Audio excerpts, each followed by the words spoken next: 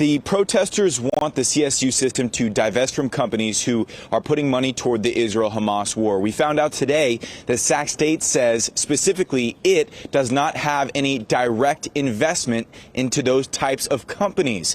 But now the protesters are calling on Sac State and the CSU system to look at its indirect investments and to divest from those companies. Sac State University officials Wednesday working closely with the student body to ease tensions with the growing pro-Palestine encampment on campus. Honestly, I think they're handling it really well. They've been open and willing to speak with all the students. They've been very open about the investments and all the areas of concern. So I give respect to the university for that. Sac State Student Body President Natalie Andrade Dominguez says the protest is the main concern for campus leaders. And during a meeting between administration and student representatives last night, they laid out the university's investments in an effort to meet one of the main demands of protesters on campus now, which is to divest in any companies funding or connected to the war in Gaza. In a statement Wednesday morning, a university spokesperson says, quote, "We have reviewed our University Foundation accounts and have found no direct investments in any of the areas of concern that have been raised by students," end quote. But Andrade Dominguez says after this information was passed on to protesters, their demands grew. We had a meeting last night about our investments, and that is true. We do have zero direct investments in the areas of concern that these students brought up.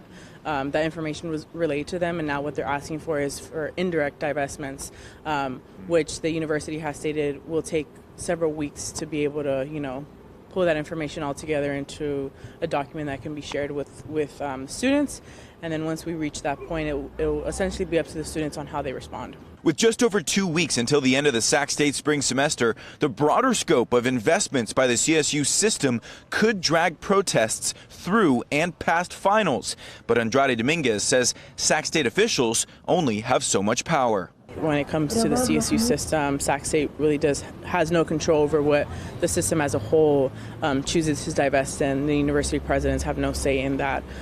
So I think they're, based off what I've been able to see, is that they're just more concerned with what the school is investing in directly.